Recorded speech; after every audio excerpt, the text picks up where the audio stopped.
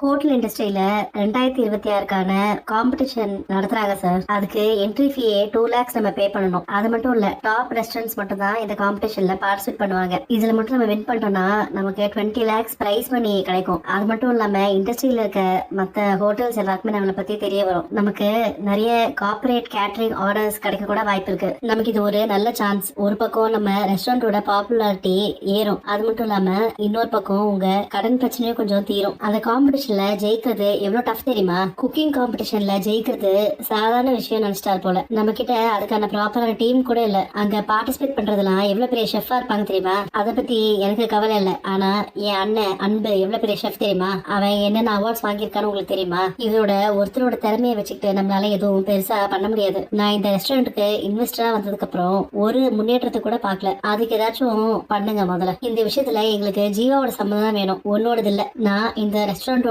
Working partner. ப்ரமோஷனுக்கு எங்களுக்கு ஒரு chance கிடைச்சிருக்கு. அதனால இது நாங்க மிஸ் பண்ண முடியாது. இந்த போட்டியில ஜெயிக்க முடியுங்கிற நம்பிக்கை எங்களுக்கு இருக்கு. இந்த காம்படிஷன்ல தோத்தா நான் இந்த ரெஸ்டாரண்ட்டை விட்டே போயிடுறேன். ஒருவேளை நாங்க ஜெயிச்சா நீங்க இந்த ரெஸ்டாரண்ட் விட்டு போயிடுவீங்களா? கண்மணி அவங்க இந்த ரெஸ்டாரண்டோட இன்வெஸ்டர். அவங்க போனா நம்ம எப்படி இதை ரன் பண்றது? இந்த சேலஞ்சை நான் ஏத்துக்கிறேன். வெளியில கிட்ட ஏன் இந்த மாதிரி சவால் விடுற மாதிரி பேசுற கண்மணி? அவங்க இங்க வந்த முதல் நாளே அவங்களோட கேரக்டர் என்னங்கிறது தெரிஞ்சிருச்சு. அவங்கதான் ஆணவத்துல ஏதோ பேசிட்டு இருக்காங்கன்னா நீயாச்சும் கொஞ்சம் பக்குவமா பேசலாம்ல. இப்போ இது எவ்வளவு பெரிய பிரச்சனை ஆயிடுச்சுன்னு பாரு. எனக்கு இதெல்லாம் தேவையா? இப்போ நம்ம டீம் மேல முதல்ல நம்பிக்கை வைங்க ஜீவா. என்ன கண்மணி, தேவையில்லாம இவகிட்ட சவால் விட்டுட்டுமேனு பயப்படுறியா? எப்படிடா உன்னை இங்க இருந்து துரத்துறதுன்னு நான் ரொம்ப நாளா யோசிச்சுட்டு இருந்தேன். இப்போ அதுக்கான சரியான வாய்ப்பு கிடைச்சிருச்சு. கண்மணி உன்னோட பழைய ஃப்ரெண்டு தானே. உன்னோட மானத்தை அவ தானே காப்பாத்தினா. உனக்கு தங்க இடம் கொடுத்து உன்னை நல்லா தானே பாத்துக்கிட்டா. இவ்வளவு பண்ண அவளுக்கு எப்படி எதிராக வேலை செய்ய தோணுது உனக்கு? நான் சட்டப்படி கண்மணியை பிரிஞ்சா கூட நிச்சயமா உன்னை கல்யாணம் பண்ணிக்க மாட்டேன். அதனால